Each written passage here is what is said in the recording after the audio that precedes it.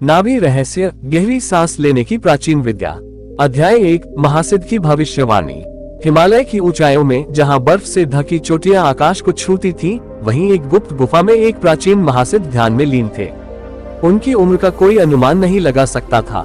वे सैकड़ों वर्षों से वहीं थे, लेकिन उनका शरीर एक युवा साधक जैसा दिखता था। एक दिन उनके ध्यान की गहराइयों से एक भविष्यवाणी प्रकट हुई। जिस दिन कोई योग्य साधक नाभि के रहस्य को जान लेगा, वह अमृतत्व के मार्ग पर पहला कदम रखेगा। इस रहस्य को जानने के लिए कई साधक आए, परंतु वे असफल रहे। महासिद्ध ने शिष्यों को बताया कि गहरी सांस लेने की विद्या केवल वही समझ सकता है जो अपने भीतर के भय, भ्रम और अहंकार को छोड़ सके। अध्याय 2, साधक आर्यन की खोज। दक्षिण भारत के एक गांव में एक युवा साधक आर्यन इस रहस्य को जानने के लिए दृढ़ संकल्पित था। उसे अपने गुरु से यह विद्या सीखनी थी।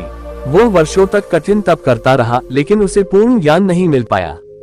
एक दिन उसके गुरु ने कहा, यदि तुम नाभि के रहस्य को समझना चाहते हो तो तुम्हें हिमालय जाना होगा। वहाँ एक प्राचीन सिद्ध तुम्हारा इंतजार कर रहे हैं। आर्यन ने यात्रा प्रारंभ की। जंगलों, नदियों और दुर्गम पहाड़ों को पार करते हुए वह अंततः उस गुफा तक पहुंचा जहां महासिद्ध ध्यानरत थे। अध्याय 3, परीक्षा की अग्नि। महासिद्ध ने आर्यन को देखते ही कहा, तुम्हें नाभि रहस्य जानना है तो पहले तुम्हें 3 परीक्षाओं से गुजरना होगा। पहली परीक्षा, महासिद्ध ने उसे एक गहरे जलकुंड में धकेल दिया। जब आर्यन डूबने लगा तो उसने सांसों पर नियंत्रण पाने की कोशिश की। धीरे धीरे उसने महसूस किया कि नाभि के माध्यम से सांस को नियंत्रित किया जा सकता है। दूसरी परीक्षा, महासिद्ध ने उसे बर्फीली हवाओं में बिना वस्त्र के बैठने को कहा। आर्यन कांपने लगा, लेकिन जब उसने अपनी नाभि पर ध्यान केंद्रित किया तो उसे एक अद्भुत ऊर्जा का एहसास हुआ। उसकी देह गर्म होने लगी और ठंड सहने योग्य बन गई। तीसरी परीक्षा, महासिद्ध ने उसे एक संकरी गुफा में भेजा जहां अंधकार था। वहां उसे केवल अपने भीतर की ऊर्जा को महसूस करना था। 3 दिन के भीतर उसने जाना कि नाभि में ऊर्जा का भंडार है, जिसे जागृत कर गहरी सांस ली जा सकती है। अध्याय 4, नाभि रहस्य का उद्घाटन। 3 परीक्षाओं को पास करने के बाद महासिद्ध ने कहा, अब मैं तुम्हें नाभि रहस्य बताऊंगा। उन्होंने समझाया कि नाभि केवल शरीर का एक हिस्सा नहीं है, बल्कि यह प्राण ऊर्जा का केंद्र है।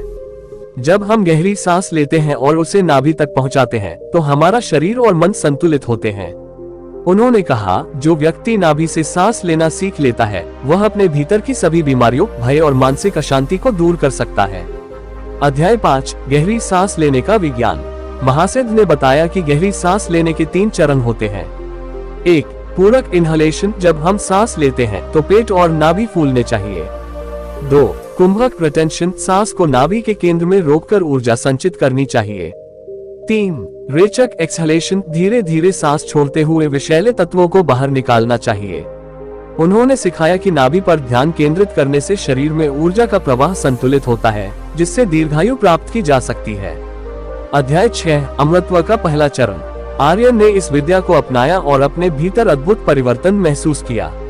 उसका शरीर हल्का, मन शांत और ऊर्जा प्रचंड हो गई। महासिद्ध ने कहा, यह अमृतत्व का पहला चरण है। यदि तुम इसे निरंतर अभ्यास करोगे तो तुम्हारा शरीर रोगमुक्त और तुम्हारा मन निर्वाण के मार्ग पर अग्रसर होगा। आर्यन ने प्रण किया कि वह इस ज्ञान को दुनिया में फैलाएगा। वह वापस अपने गांव लौटा और लोगों को गहरी सांस लेने की इस प्राचीन विद्या का रहस्य बताने लगा। अध्याय 7, नया युग। धीरे धीरे ये ज्ञान फैलने लगा और जो भी इस पद्धति का अभ्यास करता, वह अधिक स्वस्थ, शांत और ऊर्जा से भरपूर महसूस करता। इस प्रकार नाभि रहस्य केवल एक साधना नहीं, बल्कि मानवता के लिए एक नया जीवन दर्शन बन गया। अध्याय 8, नाभि का विज्ञान और ऊर्जा केंद्र। आर्यन ने जब अपने गांव में नाभि विद्या का प्रचार करना शुरू किया तो कुछ लोगों ने इसमें रुचि ली, लेकिन कुछ ने इसे मात्र एक साधारण सांस लेने की तकनीक समझा। लोगों को समझाने के लिए आर्यन ने एक प्रयोग किया। उसने गांव के सबसे दुर्बल व्यक्ति, एक वृद्ध को बुलाया और उसे कुछ दिन तक नाभि से सांस लेने की प्रक्रिया का अभ्यास कराया। मात्र 7 दिनों में वृद्ध के चेहरे की झुर्रियां कम होने लगी, उसकी आंखों में चमक लौट आए और उसका शरीर अधिक ऊर्जावान महसूस होने लगा। ये देखकर गांव वाले चकित रह गए। आर्यन ने समझाया, नाभि केवल शरीर का केंद्र नहीं, बल्कि ऊर्जा और चेतना का द्वार भी है। हमारे शरीर में 7 चक्र होते हैं और नाभि उनमें से सबसे महत्वपूर्ण केंद्र है। उसने कहा, यदि नाभि केंद्र कमजोर हो तो शरीर में रोग और मानसिक तनाव बढ़ते हैं। लेकिन यदि इसे सक्रिय कर लिया जाए तो शरीर और मन दोनों शक्तिशाली बन सकते हैं। अध्याय 9, छिपा हुआ ज्ञान और गुप्त ग्रंथ। एक दिन गांव के एक वृद्ध ब्राह्मण ने आर्यन से कहा, तुम जो कुछ कह रहे हो वो प्राचीन योग ग्रंथों में भी लिखा गया है। ब्राह्मण ने उसे एक पुराना तारपत्र दिया जिस पर प्राचीन संस्कृत में लिखा था, नाभो प्रांशच जीवश्च स्थित परच तेजसा, नाभो ध्यान समास्थाय जीवन चिरमायुष्य। अर्थ, नाभि में प्राण और जीवन की ऊर्जा स्थित है। जो नाभि पर ध्यान केंद्रित करता है वो दीर्घायु प्राप्त करता है। ये देखकर आर्यन को विश्वास हो गया कि महासिद्ध की शिक्षा केवल एक रहस्य नहीं बल्कि एक प्राचीन विज्ञान है। अध्याय 10, राजमहल में प्रवेश। जल्द ही आर्यन की ख्याति पूरे राज्य में फैलने लगी। जब राजा चंद्रप्रभा को इस विद्या के बारे में पता चला तो उन्होंने आर्यन को राजमहल में आमंत्रित किया। राजा कई वर्षों से एक रहस्यमयी बीमारी से पीड़ित थे। उनके शरीर में निरंतर कमजोरी बनी रहती थी और वैद्य भी उन्हें ठीक नहीं कर पाए थे। आर्यन ने राजा से कहा, आपकी बीमारी का कारण आपकी गलत सांस लेने की पद्धति है। आप छाती से सांस लेते हैं जबकि आपको नाभि से सांस लेनी चाहिए। आर्यन ने राजा को नाभि श्वसन की तकनीक सिखाई। मात्र 1 महीने के अभ्यास के बाद राजा पूरी तरह स्वस्थ हो गए। प्रसन्न होकर उन्होंने इस विद्या को पूरे राज्य में सिखाने की घोषणा कर दी। अध्याय 11, सिद्धि की प्राप्ति। राजमहल में आर्यन को एक और महत्वपूर्ण जानकारी मिली। वहाँ एक वृद्ध योगी रहते थे जिन्होंने उससे बताया, गहरी सांस लेने की यह विधा केवल शरीर को स्वस्थ करने तक सीमित नहीं है। यदि इसे सही ढंग से किया जाए तो यह आध्यात्मिक जागरण का मार्ग भी खोल सकती है। योगी ने आर्यन को सिखाया कि यदि कोई व्यक्ति सहज प्राणायाम, नाड़ी शोधन प्राणायाम और उजाई श्वसन को सही विधि से करे तो वह चेतना के उच्च स्तर तक पहुंच सकता है। आर्यन ने इस ज्ञान को अपने जीवन का लक्ष्य बना लिया। अध्याय 12, अमृतत्व की अनुभूति। अब आर्यन केवल एक योगी नहीं बल्कि एक महान शिक्षक बन चुका था। वह हिमालय लौट गया और महासिद्ध से फिर मिला। महासिद्ध ने उसकी प्रगति देखकर कहा, अब तुम नाभि रहस्य को पूर्ण रूप से समझ चुके हो, लेकिन एक अंतिम परीक्षा बाकी है। महासिद्ध ने उसे एक गहरे ध्यान में भेज दिया। कई दिनों तक वह ध्यान में लीन रहा। अचानक उसे महसूस हुआ कि उसकी श्वास अपने आप रुक गई है, लेकिन वह पूरी तरह जीवित और जागरूक था। उसने महसूस किया कि सांस लेने की आवश्यकता केवल तब तक होती है जब तक मन अस्थिर रहता है। जब मन पूरी तरह शांत हो जाता है तो शरीर स्वतः ऊर्जा को ब्रह्मांड से खींच सकता है। इस अनुभव के साथ आर्यन को अमृतत्व का पहला अनुभव हुआ। अध्याय 13, अंतिम रहस्य और दिव्य आह्वान। महासिद्ध ने उसे बताया कि नाभि के रहस्य का अंतिम चरण निर्वाण श्वसन है, जिसमें व्यक्ति अपनी नाभि के माध्यम से ऊर्जा को ब्रह्मांड से सीधे खींच सकता है। उन्होंने कहा, जो व्यक्ति अपनी नाभि को पूर्ण रूप से जागृत कर लेता है वह केवल दीर्घायु ही नहीं बल्कि दिव्य चेतना को भी प्राप्त कर सकता है। अब आर्यन को अपना अंतिम उद्देश्य मिल चुका था। उसने प्रण लिया कि वह इस विद्या को पूरी मानवता तक पहुंचाएगा। अध्याय 14, विश्व में प्रसार। आर्यन ने अपना पूरा जीवन इस ज्ञान के प्रसार में लगा दिया। उसने हजारों शिष्यों को नाभि श्वसन की विधि सिखाई और उन्हें मानसिक व शारीरिक रूप से सशक्त बनाया। धीरे धीरे यह विद्या पूरी दुनिया में फैल गई और जो भी इसका अभ्यास करता वह अधिक शांत, स्वस्थ और ऊर्जावान महसूस करता। अध्याय 15, नाभि रहस्य का युग परिवर्तन। समय बीतता गया लेकिन आर्यन का ज्ञान अमर रहा। वह हिमालय की ओर चला गया और अंततः महासिद्ध की तरह एक दिव्य चेतना में विलीन हो गया, लेकिन उसका ज्ञान सदियों तक मानवता को प्रकाशित करता रहा। जो कोई भी नाभि से श्वसन करना सीखता वह अपनी ऊर्जा को जागृत कर सकता था। इस प्रकार नाभि रहस्य केवल एक योग विद्या नहीं बल्कि मानवता के लिए एक दिव्य उपहार बन गया। अध्याय 16, भविष्यवाणी का पूर्ण होना। सदियों बाद हिमालय की उसी गुफा में जहां महासिद्ध ध्यानमग्न रहते थे, अभी एक दिव्य ऊर्जा बह रही थी। कुछ योगी अब भी वहां साधना करने आते थे, लेकिन कोई भी महासिद्ध के स्तर तक नहीं पहुंच सका था। लेकिन एक दिन एक युवा साधक जिसका नाम अर्जुन था वहां आया। उसने सुना था कि इस गुफा में अमृतत्व की सांस का रहस्य छिपा हुआ है। जब वह वहां पहुंचा तो उसे एक अदृश्य ऊर्जा का अनुभव हुआ। गुफा के भीतर उसे एक प्राचीन ग्रंथ मिला जिसमें लिखा था, जो नाभि के रहस्य को जान लेता है वह ब्रह्मांड के रहस्य को भी जान लेता है। ये ग्रंथ वही था जिसे महासिद्ध ने कभी लिखा था। अर्जुन ने इसे पढ़ना शुरू किया और धीरे धीरे गहरी सांस लेने की विद्या को आत्मसात करने लगा। वह कई वर्षों तक वही ध्यान करता रहा और अंततः उसे भी वही सिद्धि प्राप्त हुई जो आर्यन को हुई थी। अध्याय 17, नई चेतना का जन्म। अर्जुन ने जब इस विद्या को पूरी तरह आत्मसात कर लिया तो उसने महसूस किया कि यह केवल शरीर को स्वस्थ करने की तकनीक नहीं है, बल्कि यह तो संपूर्ण मानव चेतना को जागृत करने का तरीका है। उसने ध्यान में देखा कि यदि पूरी दुनिया इस विद्या को अपनाए तो मानव जीवन पूरी तरह बदल सकता है।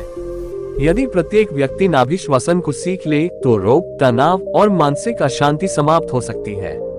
इस ज्ञान को लेकर वह वापस समाज में लौटा और लोगों को यह विद्या सिखाने लगा।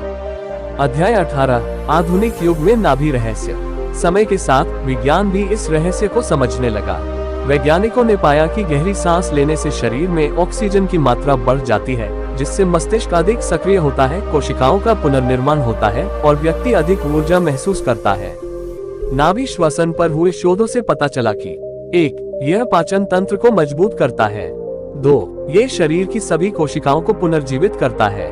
3. यह मस्तिष्क को शांत करता है और ध्यान शक्ति को बढ़ाता है। 4. ये हृदय और रक्त संचार प्रणाली को संतुलित करता है। धीरे धीरे पूरी दुनिया में नाभि श्वसन का अभ्यास फैलने लगा और इसे नाभि ध्यान के रूप में जाना जाने लगा। अध्याय 19 आत्मज्ञान की अंतिम अवस्था। जब अर्जुन ने हजारों लोगों को यह विद्या सिखाई तो उसने महसूस किया कि यह केवल एक साधारण योग नहीं, बल्कि आत्मज्ञान प्राप्त करने का मार्ग है। महासिद्ध ने जो भविष्यवाणी की थी वह अब पूरी हो रही थी। पूरी दुनिया में लोग नाभि से श्वसन करना सीख रहे थे और अपनी चेतना को जागृत कर रहे थे। श्वास केवल वायु नहीं बल्कि ऊर्जा है। जो इसे नियंत्रित कर ले वह स्वयं को और ब्रह्मांड को समझ सकता है। अर्जुन ने हिमालय में लौटकर अपनी अंतिम साधना शुरू की और वह महासिद्ध की तरह दिव्य चेतना में विलीन हो गया। अध्याय 20 नाभि रहस्य एक युग परिवर्तन। अब यह विद्या केवल गुप्त योगियों तक सीमित नहीं थी, यह एक विश्व आंदोलन बन चुकी थी। हर व्यक्ति जो इस विद्या को सीखता वह अपने जीवन में अद्भुत बदलाव अनुभव करता। जो बीमार थे वे स्वस्थ हो गए, जो मानसिक रूप से परेशान थे वे शांत हो गए, जो आध्यात्मिक ज्ञान की खोज में थे उन्हें आत्मज्ञान का मार्ग मिल गया। नाभि से श्वसन करने वाला व्यक्ति कभी अस्थिर नहीं होता, वह अपने भीतर और बाहर दोनों को संतुलित कर लेता है। इस प्रकार नाभि रहस्य केवल एक योग पद्धति नहीं बल्कि मानवता के उत्थान का एक महत्वपूर्ण आधार बन गया। तुम्हारी यात्रा शुरू होती है। अब प्रश्न यह है, क्या तुम भी इस रहस्य को जानना चाहते हो? यदि हाँ, तो आज से ही नाभि श्वसन का अभ्यास शुरू करो। गहरी सांस लो, अपनी नाभि तक इसे जाने दो और महसूस करो कि तुम ब्रह्मांड से जुड़े हुए हो। नाभि रहस्य केवल पढ़ने के लिए नहीं बल्कि अनुभव करने के लिए है। 21 नाभि श्वसन के 7 स्तर। जब अर्जुन ने हिमालय में अपने अंतिम ध्यान की अवस्था को प्राप्त किया तो उसने नाभि श्वसन के 7 स्तरों को अनुभव किया। ये वे 7 अवस्थाएं थीं जिन्हें हर साधक को पार करना होता है। 1 शरीर का शुद्धिकरण। जब साधक गहरी सांस लेना शुरू करता है तो उसका शरीर विषैले तत्वों को बाहर निकालने लगता है। पहले कुछ दिनों में हल्का बुखार, थकान या पुराने रोगों का उभरना संभव है। ये शुद्धिकरण की प्रक्रिया है। 2 ऊर्जा का प्रवाह। जैसे जैसे नाभि से श्वसन गहरा होता है, साधक के भीतर ऊर्जा का प्रवाह तेज होने लगता है। उसे अधिक ऊर्जा और मानसिक स्पष्टता का अनुभव होता है। 3 मन की शांति। कुछ समय बाद साधक का मन पूरी तरह शांत हो जाता है। चिंता, तनाव और नकारात्मक विचार कम होने लगते हैं। 4 अंतर्ज्ञान जागरण। जब नाभि श्वसन नियमित रूप से किया जाता है तो व्यक्ति का अंतर्ज्ञान जागृत होने लगता है। वह बिना सोचे ही सही निर्णय लेने में सक्षम हो जाता है। 5 शरीर पर नियंत्रण। इस स्तर पर साधक अपने शरीर की विभिन्न प्रक्रियाओं को नियंत्रित कर सकता है। उसकी रोग प्रतिरोधक क्षमता बढ़ जाती है और वह कम भोजन में भी ऊर्जावान बना रहता है। 6 अहंकार का नाश। जब साधक अपने भीतर की ऊर्जा को पूरी तरह अनुभव करता है तो उसका अहंकार धीरे धीरे समाप्त होने लगता है। वह अपने अस्तित्व को ब्रह्मांड के साथ एक रूप में देखने लगता है। 7 अमृतत्व का अनुभव। अंतिम स्तर पर साधक महसूस करता है कि श्वास की भी आवश्यकता नहीं है, वह केवल ऊर्जा के प्रवाह से जीवित रह सकता है। यही अमृतत्व का पहला अनुभव होता है। अध्याय 22 गहरी सांस और सिद्ध योगी। हिमालय में रहने वाले कुछ सिद्ध योगियों के बारे में कहा जाता है कि वे वर्षों तक बिना भोजन और जल के जीवित रह सकते हैं। वे केवल नाभि श्वसन के माध्यम से ऊर्जा को ग्रहण करते हैं। महर्षि अगस्त्य, बाबा गोरखनाथ और कई अन्य सिद्ध योगियों ने इसी पद्धति से अपनी आयु को असाधारण रूप से बढ़ाया। जब अर्जुन ने इस विद्या को पूरी तरह आत्मसात कर लिया तो उसने महासिद्ध से अंतिम प्रश्न पूछा, क्या यह विद्या सभी के लिए है? महासिद्ध ने उत्तर दिया, जो भी इस ज्ञान को अपनाना चाहता है वह इसे प्राप्त कर सकता है, लेकिन केवल वही इसे पूर्ण रूप से समझ सकता है जो अपने अहंकार, भय और संशय को त्याग सके। अध्याय 23 नाभि रहस्य और भविष्य की पीढ़ियां। समय के साथ नाभि श्वसन की यह विद्या आधुनिक विज्ञान में भी स्वीकार की जाने लगी। डॉक्टरों और वैज्ञानिकों ने पाया कि गहरी सांस लेने से शरीर की कोशिकाएं अधिक ऑक्सीजन ग्रहण करती हैं, जिससे जीवन शक्ति बढ़ती है और आयु लंबी होती है। आधुनिक युग में जहां लोग तनाव, चिंता और अवसाद से जूझ रहे हैं, नाभि श्वसन उन्हें एक सरल और प्रभावी समाधान प्रदान करता है। अध्याय 24 तुम्हारी परीक्षा शुरू होती है। अब जब तुमने नाभि रहस्य की पूरी यात्रा को पढ़ लिया है, तो ये समय है इसे अपने जीवन में उतारने का। क्या तुम तैयार हो? यदि हाँ, तो आज से ही यह साधना शुरू करो। 1. एक शांत स्थान पर बैठो। 2. अपनी रीढ़ को सीधा रखो और आंखें बंद करो। 3. धीरे धीरे गहरी सांस लो और इसे अपनी नाभि तक जाने दो। 4. कुछ क्षणों के लिए श्वास को नाभि में रोककर रखो। 5. फिर धीरे धीरे सांस छोड़ो और अपने शरीर को हल्का महसूस करो। यदि तुम इसे प्रतिदिन करते हो तो तुम्हें भी उसी अनुभव की झलक मिलेगी जिसे महासिद्धों और योगियों ने पाया था। अध्याय 25 अमृतत्व का द्वार खुल चुका है। अर्जुन ने अपने अंतिम ध्यान में जब महासिद्ध की चेतना को अनुभव किया तो उसने सुना, तुम अब मुक्त हो, ये ज्ञान अब तुम्हारे साथ अमर रहेगा। और उसी क्षण अर्जुन ब्रह्मांडीय चेतना में विलीन हो गया। अब ये रहस्य तुम्हारे हाथों में है। क्या तुम इस ज्ञान को केवल पढ़कर छोड़ दोगे या इसे अपनाकर अपने जीवन को बदलोगे? निर्णय तुम्हारा है। नाभि रहस्य अब तुम्हारे भीतर है। अध्याय 26 प्राण और ब्रह्मांड की कड़ी। जब अर्जुन महासिद्ध की चेतना में विलीन हो गया तो उसने एक गहरी अनुभूति प्राप्त की। नाभि केवल श्वसन का केंद्र नहीं, बल्कि ब्रह्मांडीय ऊर्जा से जुड़ने का प्रवेश द्वार है। उसने अनुभव किया कि प्रत्येक श्वास केवल हवा नहीं, बल्कि ब्रह्मांडीय प्राण का प्रवाह है। जब कोई व्यक्ति अपनी नाभि से श्वसन करना सीख जाता है तो वह इस प्राण शक्ति को सीधे ग्रहण करने में सक्षम हो जाता है। ब्रह्मांड में जो कुछ भी है वह तुम्हारी नाभि में समाया हुआ है। जो इसे समझ लेता है वह स्वयं को ब्रह्मांड के साथ एक कर लेता है। यह अनुभूति अर्जुन के लिए अंतिम रहस्योद्घाटन था। अध्याय 27 7 चक्रों की जागृति। नाभि केवल एक ऊर्जा केंद्र नहीं, बल्कि 7 चक्रों को जागृत करने की कुंजी भी है। जब नाभि सक्रिय होती है तो ऊर्जा क्रमशः ऊपर की ओर बढ़ती है और पूरे शरीर को दिव्यता से भर देती है। 1. मूलाधार चक्र। जब नाभि सक्रिय होती है तो मूलाधार चक्र जागृत होने लगता है। ये स्थिरता, सुरक्षा और आत्मविश्वास प्रदान करता है। 2. स्वादिष्ठान चक्र। यहाँ से ऊर्जा प्रवाहित होने पर व्यक्ति की रचनात्मकता और भावनात्मक संतुलन बढ़ने लगता है। 3. मणिपुर चक्र। ये चक्र स्वयं नाभि क्षेत्र में स्थित है। इसके जागरण से शक्ति, इच्छा शक्ति और आत्मनिर्भरता उत्पन्न होती है। 4. अनाहत चक्र। ये हृदय चक्र है जिससे प्रेम और करुणा की अनुभूति होती है। 5. विशुद्ध चक्र। जब नाभि श्वसन का अभ्यास बढ़ता है तो गले का चक्र भी शुद्ध हो जाता है और व्यक्ति की वाणी प्रभावशाली हो जाती है। 6. आज्ञा चक्र। यहाँ ऊर्जा पहुँचने पर व्यक्ति का अंतर्ज्ञान जागृत होता है। 7. सहस्रार चक्र। अंतिम अवस्था में नाभि से उठी ऊर्जा सहस्रार चक्र को खोल देती है और व्यक्ति ब्रह्मांडीय चेतना में प्रवेश कर जाता है। अध्याय 28 अमृत की धार। योग ग्रंथों में कहा गया है कि जब नाभि पूरी तरह जागृत होती है तो अमृत का प्रवाह शुरू हो जाता है। यह अमृत एक विशेष ऊर्जा है जो व्यक्ति को रोग, बुढ़ापे और मृत्यु के बंधनों से मुक्त कर सकती है। अर्जुन ने जब अपने ध्यान में इस अमृत प्रवाह को अनुभव किया तो उसने देखा कि उसका शरीर अब केवल साधारण शरीर नहीं रहा, वह ऊर्जा से निर्मित एक दिव्य रूप में परिवर्तित हो गया था। ये वही अवस्था थी जिसे योगियों ने जीवन में अमृतत्व कहा था। अध्याय 29 सत्य की खोज में नया युग। अब यह विद्या केवल योगियों तक सीमित नहीं रह सकती थी। अर्जुन ने इसे मानवता तक पहुंचाने का निश्चय किया। उसने हिमालय से नीचे आकर नाभि श्वसन का ज्ञान फैलाना शुरू किया। उसके पास आने वाले हर व्यक्ति ने अपने जीवन में अकल्पनीय परिवर्तन अनुभव किया। जिन्हें गंभीर बीमारियां थीं, वे स्वस्थ होने लगे। जो मानसिक तनाव में थे, वे शांत हो गए। जिन्हें जीवन का कोई लक्ष्य नहीं था, उन्हें दिशा मिलने लगी। अर्जुन ने घोषणा की, यह विद्या अब हर मनुष्य के लिए उपलब्ध है। इसे अपनाओ, अभ्यास करो और अपने भीतर छिपे दिव्य रूप को प्रकट करो। अध्याय 30 मानवता की अंतिम परीक्षा। लेकिन अर्जुन को पता था कि यह यात्रा आसान नहीं होगी। आज के आधुनिक युग में लोग बाहरी सुख सुविधाओं में इतने व्यस्त हो गए थे कि वे अपने भीतर की ऊर्जा को भूल चुके थे। वे केवल सती सांस लेते थे जिससे उनकी ऊर्जा कमजोर हो रही थी। वे तनाव में जी रहे थे क्योंकि उन्होंने अपनी नाभि की शक्ति को जागृत नहीं किया था। वे अपने सच्चे स्वरूप को भूल गए थे। इसलिए अर्जुन ने एक अंतिम संदेश दिया, जिसने नाभि से श्वसन करना सीख लिया उसने जीवन का रहस्य जान लिया, और जिसने इसे नहीं सीखा वह बाहरी दुनिया के भ्रम में ही उलझा रहेगा। अब ये परीक्षा हर व्यक्ति के सामने थी। अध्याय 31, तुम्हारी यात्रा शुरू होती है। अब ये ज्ञान तुम्हारे पास है।